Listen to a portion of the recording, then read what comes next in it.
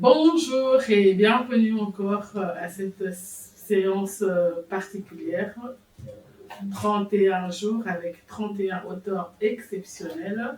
Mois de mars, mois de la femme, mois où on célèbre les femmes. Anolip aussi a décidé de mettre les projecteurs sur ces femmes qui ont écrit. Pourquoi? Parce qu'il y a beaucoup de femmes qui écrivent, mais on ne les connaît pas.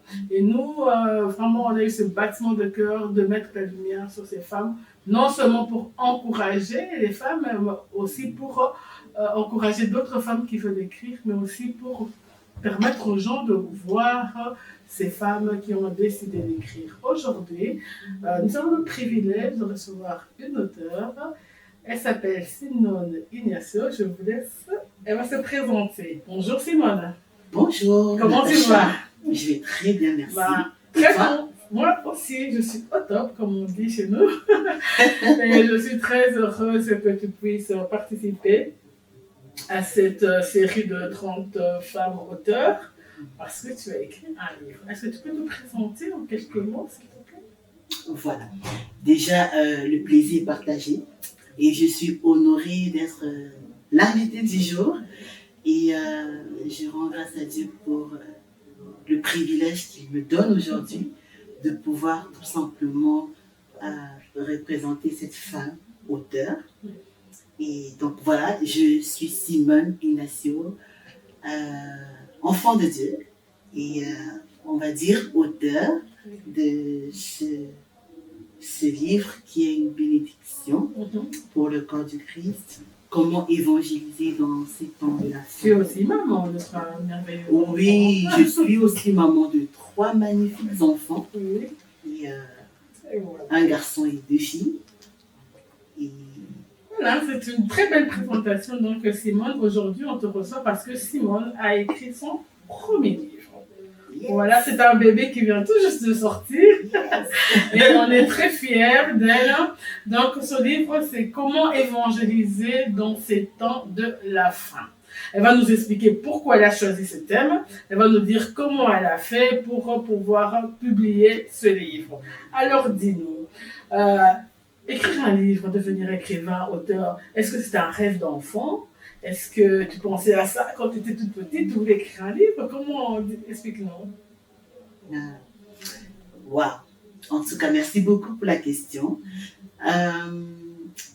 Être écrivain, est-ce que j'avais un jour pensé? Non. Non. Non. Mais par contre, quand j'étais toute petite, je rêvais d'être avocate. Ah. Mais au fur et à mesure que je changeais, je grandissais, les choses changeaient, prenaient une autre tournure. Mais j'ai quand même fait de la littérature pendant mon parcours scolaire. Et que dire? Ce livre, pourquoi est-ce que je l'ai écrit? Oui, pourquoi est-ce que tu... Non, c'était pas un rêve d'enfant. Non. C'est venu... Voilà, comment est-ce que l'idée est venue pour que tu puisses écrire... On va se tutoyer, hein, pour que tu puisses écrire ce livre. Oui. Comment c'est arrivé? Comment c'est arrivé? Franchement, j'avais jamais pensé que je pouvais écrire un livre. Même pas dans mes souvenirs, mes pensées les plus folles, non du tout, du tout. Et, mais il y a de cela, on va dire 2 ans, oui. Et le Seigneur m'avait mis à cœur d'écrire un livre. Et je me suis dit, oh, moi, Seigneur, moi écrire un livre? Oui. Oh, il m'a dit oui. Ok. Toi. Et là, je me suis dit non, je ne pense pas que cette voix a été adressée à mon égard. Sûrement, je me suis trompée. Parce que tu ne te croyais pas capable d'écrire? Non, même pas.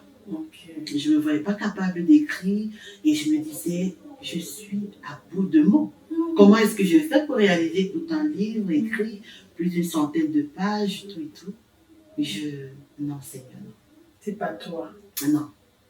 C'était pas, en tout cas, pas pour moi. Autre chose, mais pas écrit. Autre chose, mais pas écrit. Mais Dieu, dans sa bonté, dans sa fidélité, il m'a tout simplement dit, tu es capable. Comme il a dit à Gideon, vaillant héros. Va avec le peu que tu as. Va avec le peu que tu as. Ouais. J'ai juste besoin que tu te lances et le reste viendra par la suite. Et quand j'étais certaine de cette voix que j'avais entendue, j'ai tout simplement pris la décision d'obéir à la voix et je me suis lancée par la grâce de Dieu. Ça, c'est un témoignage magnifique. Comme on dit, Dieu n'appelle pas les qualifiés, mais il qualifie les gens. Ouais. Donc vraiment, humainement, toi, tu te trouvais incapable de le faire, mais Dieu a vu au-delà, a vu que tu avais ce potentiel d'être écrivain et d'écrire un livre. Oui. Mais ça ne s'arrête pas là. C'est bien d'entendre la voix de Dieu. Oui. C'est bien de réaliser qu'on a le potentiel. Mais comment tu as mis le projet en route? Comment ça s'est fait? Ah là, comment ça s'est fait? Très bonne question. Je dirais, tout a commencé. Bon, c'est vrai qu'au sein de l'Église, on parlait de 9 mois d'atelier pour écrire, mais là, c'est le pasteur Dominique qui t'a challengé. Qui m'a challengé, certes. Le pasteur Christian aussi, il était au courant du projet d'écriture. Donc, je recadre, le pasteur Dominique, c'est le pasteur de Impact Centre Chrétien à Anvers. Oui. Et le pasteur Christian, c'est le responsable de l'église Impact Centre Chrétien du Benelux, pour les gens qui ne les connaissent pas. Oui, et le pasteur Dominique m'avait aussi donné le numéro de Linda, qui est, on va dire... l'éditrice, l'éditrice qui appartient à la maison d'édition la plus royale.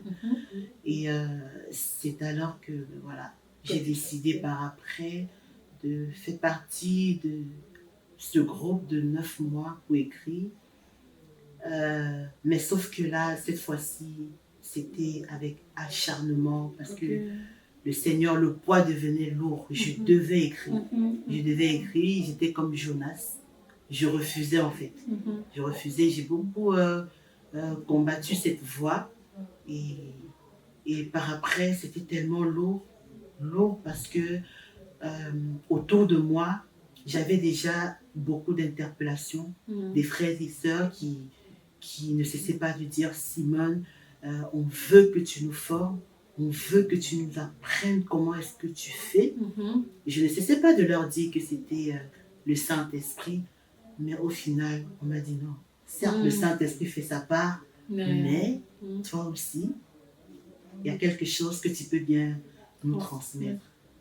Cette intervention, il y a 2 choses que moi je peux retenir. Il y a eu la direction, la voix du Seigneur qui lui a parlé. Elle a obéi, mais elle ne s'est pas arrêtée là.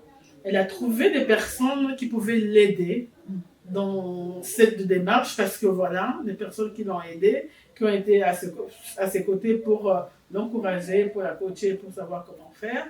Et en plus, elle a terminé par la transmission. Ce que tu as, ce n'est pas pour toi, c'est pour les autres. Elle a une grâce, voilà. Son livre, c'est Comment évangéliser dans ces temps de la fin. C'est pas par hasard que le Seigneur lui a demandé d'écrire un livre sur l'évangélisation. C'est pas par hasard. Parce qu'elle a ce cœur-là d'évangéliste. C'est quelque chose que tu as reçu et que tu as voulu partager. Dis-nous maintenant, comment ça se fait concrètement? Enfin, on ne va pas rentrer dans les détails du livre, hein, mais juste, voilà, cette grâce particulière que tu as reçue d'évangéliser. Comment tu peux expliquer ça? D'accord. Voilà. C'est vrai que tout a commencé. Je me rappelle encore quand j'étais à l'église et parfois j'entendais les personnes sorties d'évangélisation et je me disais, ok, sortie d'évangélisation. Il faudrait aussi qu'un jour je puisse tout simplement voilà, me lancer et voir comment est-ce que ça se passe avec les uns les autres, participer du moins. Et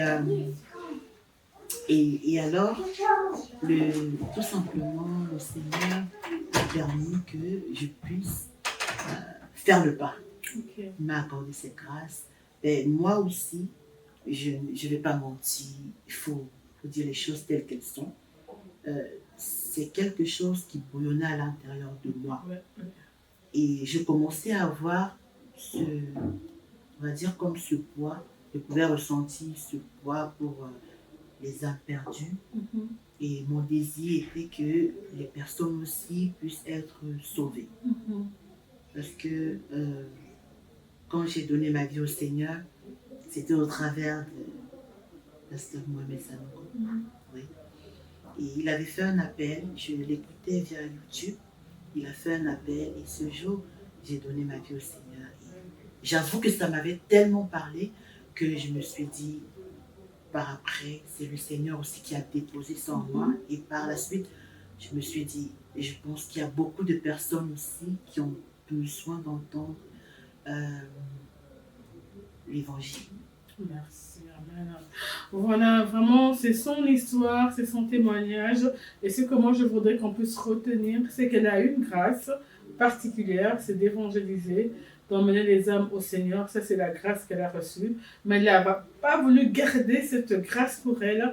Donc, elle a écrit ce livre pour partager cette grâce et encourager aussi des gens à aller et à sortir évangéliser. Nous n'allons pas entrer dans le vif du sujet. Je mettrai dans les commentaires le lien Amazon si vous voulez procurer ce livre qui est disponible via toutes les plateformes. Comme ça, vous aurez plus de détails sur le livre. Mais aujourd'hui, c'était vraiment pour encourager une femme. Ouais. Pour encourager une femme. On arrive tout doucement à la fin. Est-ce que tu as un mot de la fin pour une femme qui nous écoute et qui a peut-être un projet d'écriture ou a d'autres projets? Quel conseil tu pourrais donner? Ok. Ce que je pourrais dire à une femme aujourd'hui qui a un projet d'écriture ou qui n'en même pas, ce que je voudrais dire, c'est si toi, femme, tu as un message, si toi, femme, tu as un message, si toi, femme, tu as une expérience, un vécu qui te parle, qui résonne fort à l'intérieur de toi, je t'encouragerais à ne pas le garder pour toi, à le partager, à être cette source de bénédiction qui pourra délivrer plusieurs. Si tu as traversé certaines choses dans la vie, c'est parce que tu as un message que tu deviens finalement pour les autres. Et au travers de toi, beaucoup de personnes seront restaurées, trouveront aussi un soulagement. Et c'est tout ça qui nous donne un sentiment d'accomplissement, un sentiment qu'on se sent utile dans la vie des uns et des autres.